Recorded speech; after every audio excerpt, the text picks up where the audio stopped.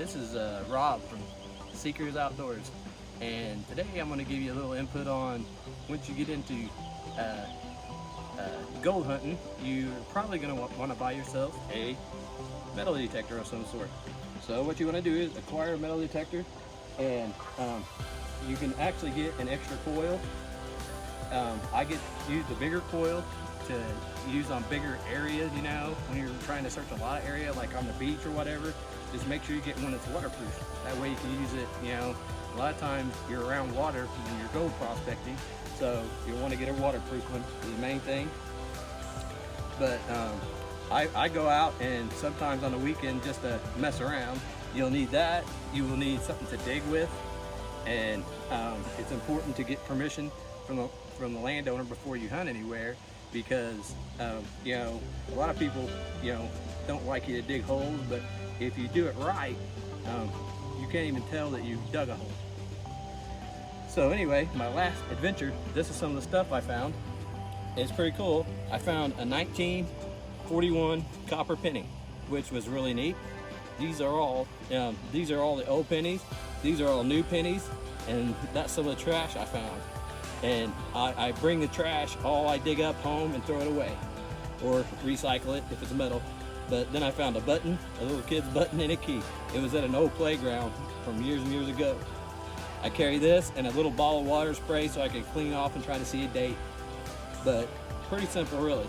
So what I did is I put a few things on the ground, and when you first start, the key to it is the sound your metal detector actually makes.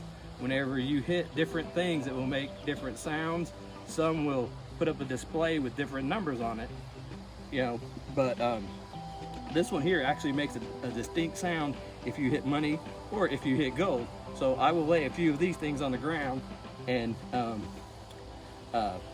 swipe over them so you can hear the difference in the sound. So first thing you want to do is turn it on. Okay. And then it's got a mode button, and you take that and you zero it in. And you move that around till it zeroes in. Okay. Then I'll put it in either coins, relic, jewelry, or custom. Generally I run it in custom. So when you're metal detected, you just keep it off the ground without hitting the grass and go, you know, side to side. And if there's money that is buried, it will make this noise. So you can, and a lot of times it will make like a double ring if it's money. Hear that double ring? If I hear that ring, I'm gonna dig it. I mean, it's gonna get dug because I know it's money. And here's like a scrap piece of like an aluminum tab. It's not under the ground, but you won't get that double ring. Hear that double ring? You know, when you start hearing excitement in your metal detector, you know I get excited. And I'm sure all metal detectors are similar, or you know, depending on what you get, what you buy, but most of it's using it, learning how to use it. But it's got a bar, most of them have a bar on the top that as you move them, it will tell you depth, but it's showing me that it's iron. It's kicking over there to iron. Okay, there's my coin, and it's showing that it's I might not have it zeroed right, but and plus it's not under the ground. So once you do that,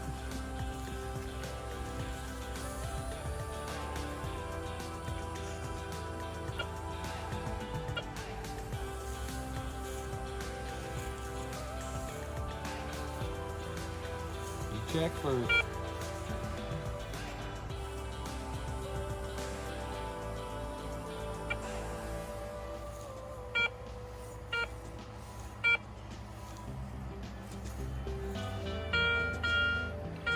but you can see that you can put different stuff on the ground and actually check and see, like put down a gold ring and see the sound it makes. Put down a penny. But anytime you get that excited sound, generally it's money, or it needs to be dug. Every now and then you will find like a key, and it'll be straight up and down, and it will tell you that it's money, but it's not. But you can see why. Same thing with like a beer tab.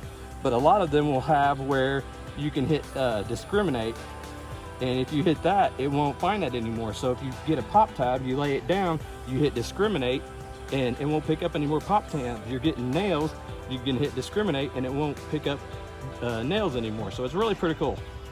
So metal detectors have come a really long way.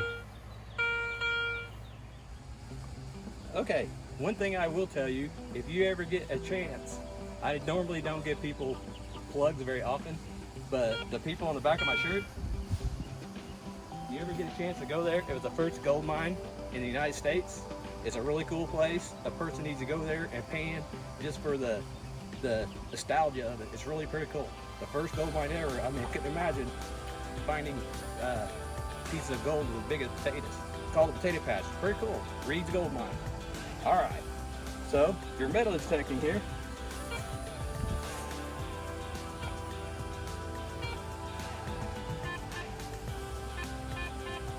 uh-oh, get something there.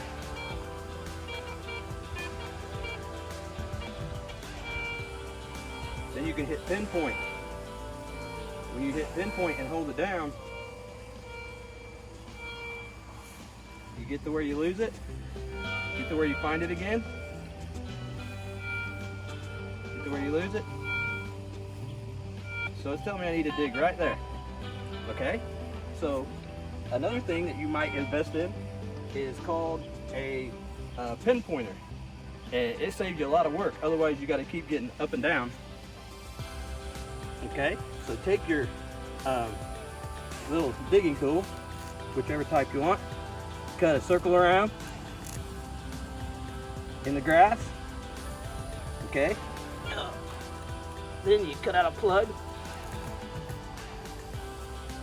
Okay, you can take your tool, and it works good as far as if you need to see if anybody has any change. Just kidding. But anyway, you can check and see. Okay, it's not there. It's right there. Come on, what have we got here? Oh, I must have stashed that a long time ago. That's okay. But anyway, you get the gist of it. Make sure that you put the plug back in the ground and stomp it back down. And then the first rain, you won't even be able to tell that you dug the hole. Thank you, seekers. I appreciate it. So if you get a chance to stop by there at the Reed Gold Mine, and they will not let you use a metal detector there, and you can't hunt for gold by yourself, but they have pans of gold. You buy this ticket and they'll actually poke a hole in it so you can keep it as a keepsake. But at least you can say you panned in the first place that gold was really discovered here. So it's really pretty cool. I will post some more pictures because they have got an underground mine there that you can go through, and they've also got a museum. It's pretty cool. So check them out if you're ever in North Carolina, in your seeking adventures, and I'm pretty sure you'd enjoy it a lot.